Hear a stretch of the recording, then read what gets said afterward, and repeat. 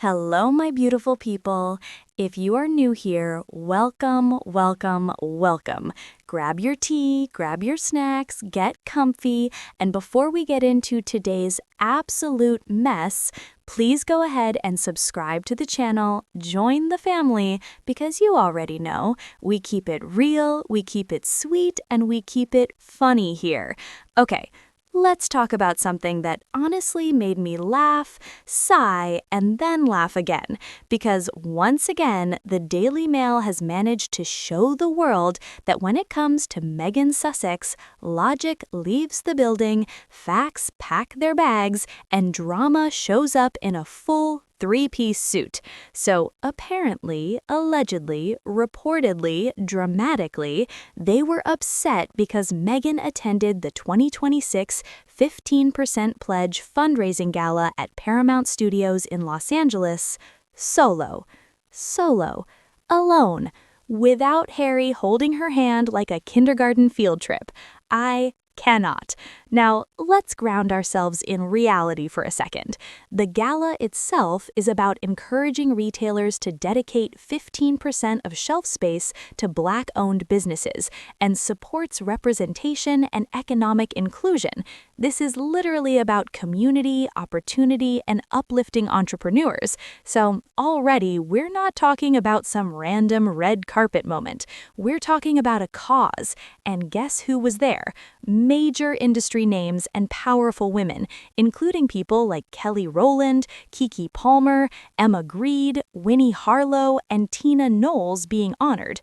Translation, this was very much a women-centered, industry-heavy, girls-who-run-things type of space. So the idea that she had to show up with her husband or else something is wrong is already weird. Like, do we also ask male celebrities, why are you at a work event without your wife? Are you okay? Blink twice if you're in danger. No, because that would be ridiculous. Now, let's talk about the outfit, because apparently that was another meltdown point.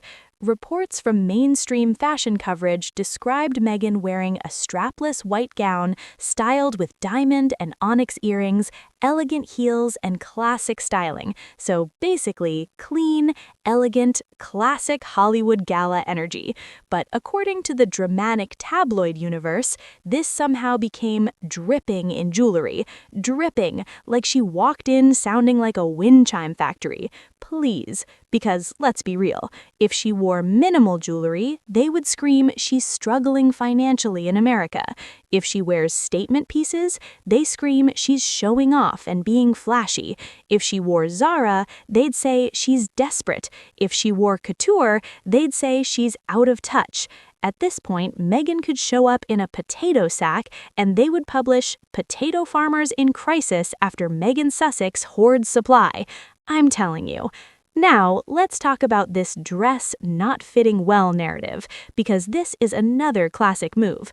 Notice how with certain public women, especially high-profile ones, coverage suddenly turns into zoom lens analysis, fabric tension think pieces, and seam-by-seam emotional breakdowns, like the dress personally offended them.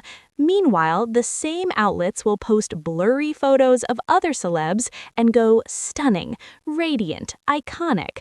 I'm just saying, consistency is a beautiful thing. Now, here is the thing that really gets me, the solo outrage, because I need us to be serious for 2 seconds. This was not a couple's anniversary dinner, a joint royal tour, a wedding date night.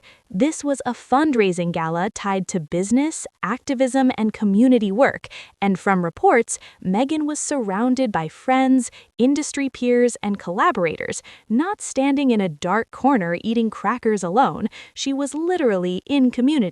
But somehow the narrative becomes, why is she alone? The answer is simple, because women are allowed to exist independently. Revolutionary concept, I know. Now let's get into the emotional subtext, because this is where it gets spicy. There's this ongoing thing where certain media outlets seem deeply uncomfortable with Meghan looking happy, successful, and busy. Like they want one of two storylines only. Option A, she is miserable, isolated, struggling. Option B, she's controversial, chaotic, problematic. But when the reality is she shows up, works, supports causes, looks confident, and leaves, they don't know what to do, so they panic write articles. And honestly, it shows, because when coverage starts nitpicking jewelry count and zipper tension, you know we're running out of real scandals. Now, let me be clear, because I like fairness. Media is allowed to critique fashion. That's normal. But there's a difference between here's a fashion review and let us psychoanalyze her existence through earrings. And y'all know which one we're talking about here. Now, here's my favorite part, the idea that somehow she should tone herself down to avoid criticism. No, because historically, that doesn't work anyway. If she shines, criticism. If she hides, criticism.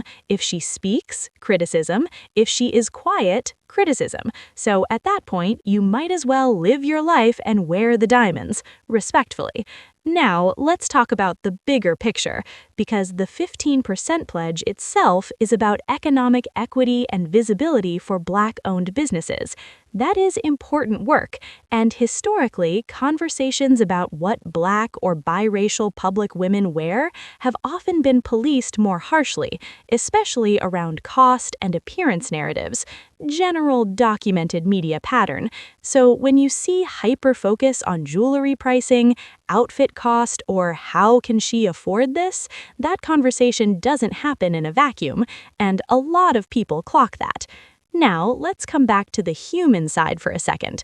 From all normal event coverage, Meghan looked composed, polished, and present, doing exactly what you do at a major charity gala. And honestly, that should be the headline. But drama sells clicks, and Meghan generates clicks, and that is the tea. Because if outlets truly didn't want to cover her, they would stop. But they don't, because she drives attention, engagement, and conversation globally. So in a weird way, they need her. And I know some of you are going to say, but why are they so obsessed? Simple, she is unpredictable, in the sense that she didn't follow the script people expected.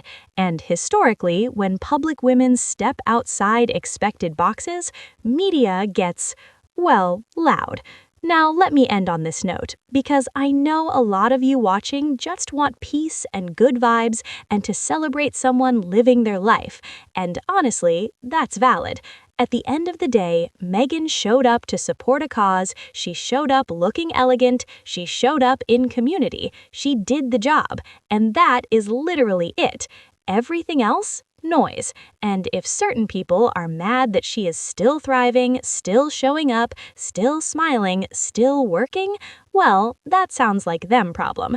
And to Meghan, if positive energy could be sent through Wi-Fi, girl, you would be drowning in it right now. We see you, we support you, keep going.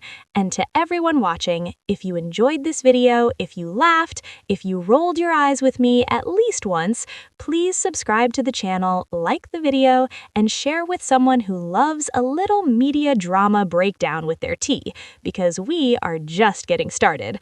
All right, my loves, I'll see you in the next one.